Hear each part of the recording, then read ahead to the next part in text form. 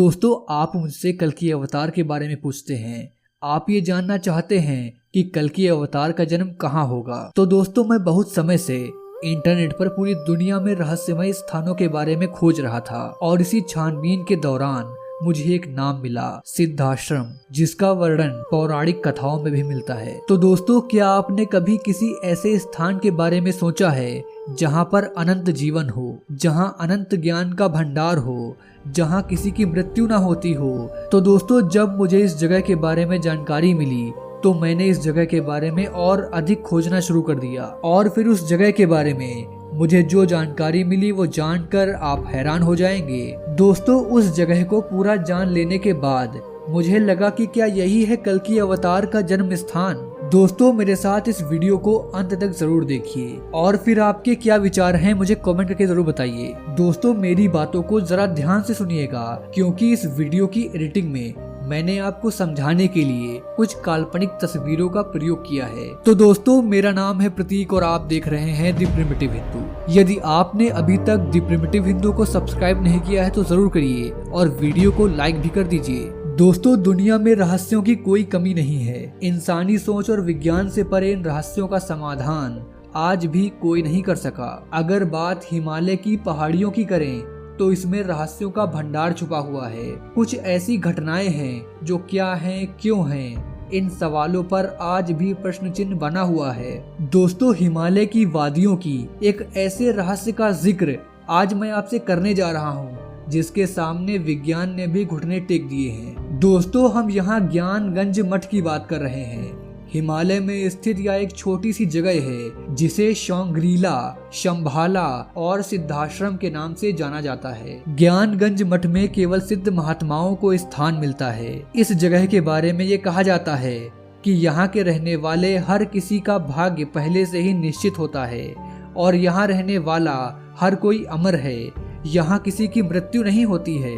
दोस्तों, तिब्बत में लोगों के बीच यह स्थान बहुत ही मशहूर है। इस मठ के बारे में ऐसा कहा जाता है कि यहाँ ऋषि मुनि तपस्या में लीन रहते हैं। आपको बता दें कि वाल्मीकि के रामायण और महाभारत में भी ज्ञानगंज का जिक्र किया गया है। दोस्तों, इन ग्रंथों में इसे सिद्धाश्रम कहा गया है। यदि हम बौद्ध धर्म की बात करें तो बुद्धिस्ट ऐसा मानते हैं कि भगवान बुद्ध ने अपने आखिरी दिनों में काल चक्र के बारे में ज्ञान प्राप्त कर लिया था। उन्होंने कई लोगों को इसके बारे में बताया भी था। इनमें से एक थे राजा सुचंद्र। राजा जब इस ज्ञान को प्राप्त कर वापस अपने राज्य में आए तभी से तिब्बत में उस स्थान को शंभाला कहा जाने लगा। शंभाला का मतलब होता है खुशियों का स्रोत। दोस्तों, आध्यात्मिक शक्ति के केंद्र में बुद्धिस्ट जाने का प्रयास करते हैं लेकिन इसका रास्ता किसी को समझ में नहीं आता। दोस्तों, आपको जानकर हैरानी होगी कि आजकल के मैपिंग सिस्टम की मदद लेकर भी इसे ढूंढा नहीं जा सका है। यहाँ तक कि सैटेलाइट में भी इसे नहीं देखा जा सकता है।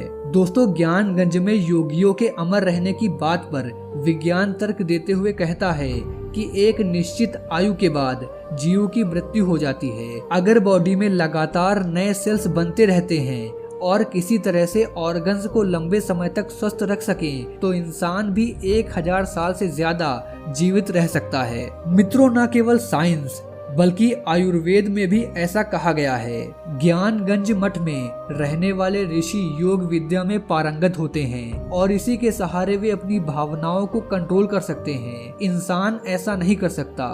इंसान का किसी भी चीज पर कंट्रोल ही नहीं है और ना ही मौत पर उसका कोई वश चलता है। दोस्तों, लोगों का ऐसा मानना है कि यह जगह किसी खास धर्म से संबंधित है। यहाँ तक वही पहुँच सकता है जो किसी तरह से खुद को यहाँ के लायक बना ले। दोस्तों, अभी हम कलयुग में जी रहे हैं। पुराणों में कलयुग को सभी युगों में निकृष्ट माना गया है। इस युग में पाप, अनैतिकता, लोभ, अधर्म सभी अपने चरम पर होगा। लोग संबंधों का ख्याल रखे बिना एक दूसरे को नुकसान पहुंचाएंगे। नैतिकता नाम की कोई चीज नहीं होगी। प्राकृतिक आपदाओं का सिलसिला जारी रहेगा। पुराणों के अनुसार जब कलयुग अपने चरम पर होगा तब भगवान अपने 10वें अवतार में भगवान कल्कि का रूप लेकर इस धरती पर अवतरित होंगे। दोस्तों, सतयुग से लेकर द्वापर युग तक भगवान विष्णु के अब तक के 9 अवतार धरती पर हो चुके हैं और अब कलयुग की बारी है। इस युग में उनके 10वें अवतार का इंतजार हो रहा है, जो संसार से बुराइयों का खात्मा कर एक नए युग की स्थापना करेंगे। दोस्तों, पुराणों में ऐसा कहा गया है कि भगवान कल्कि कलयुग के अंतिम समय में सावन मास के शुक्ल पक्ष की पंचमी तिथि को जन्म लेंगे। इसी को आधार मानकर हर साल सावन के महीने में शुक्ल पक्ष को कल्कि जयंती के रूप में मनाया जाता है। दोस्तों, यदि हम पुराणों पर गौर करें तो पुराणों में लिखा है कि भगवान कल्कि संभल नामक ग्राम में विष्णु ऐसा नामक ब्राह्मण के परिवार में जन्म लेंगे और वे सफेद घोड़े पर सवार होकर पापियों का नाश करेंगे। दोस्तों, विष्णु पुराण में वर्णित एक घटना के अनुसार मुनि जनों और ऋषियों के साथ चर्चा करते हुए वेद व्यास जी कहते हैं कि सभी युगों में कलयुग सबसे श्रेष्ठ युग है, क्योंकि 10 वर्ष में जितना व्रत और तप करके कोई मनुष्य सतयुग में पुण्य प्राप्त करता है, त्रेता युग में वही पुण्य 1 साल के तप द्वारा प्राप्त किया जा सकता है। ठीक इसी प्रकार उतना ही पुण्य द्वापर युग में 1 महीने के तप द्वारा प्राप्त किया जा सकता है। तो मित्रों, कलयुग में इतना ही पुण्य मात्र 1 दिन के तप से प्राप्त किया जा सकता है। इस तरह से व्रत और तप के फल की प्राप्ति के लिए कलयुग सबसे श्रेष्ठ युग है। मित्रों, स्कंद पुराण के 10वें अध्याय में स्पष्ट वर्णित है कि कलयुग में भगवान श्री विष्णु का अवतार श्री कल्कि के रूप में संभल नामक ग्राम में होगा। अग्नि पुराण के 16वें अध्याय में तीर कमान धारण किए हुए एक घुड़सवार के रूप में किया गया है। कल्कि पुराण के अनुसार वह हाथ में चमचमाती हुई तलवार लिए सफेद घोड़े पर सवार होकर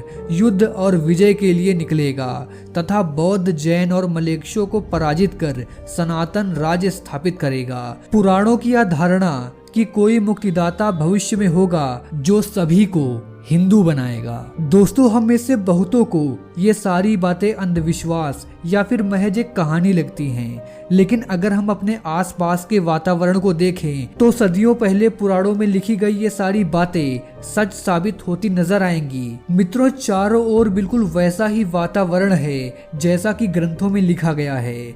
अंततः इनको महज कहानी मानकर अविश्वास करना शायद उचित नहीं होगा। तो मित्रों, आज की इस वीडियो के बारे में आपकी क्या राय है, हमें नीचे कमेंट करके जरूर बताइए। मिलते हैं आपसे अगली वीडियो में एक नए टॉपिक के साथ। जय हिंद, जय भारत, वंदे।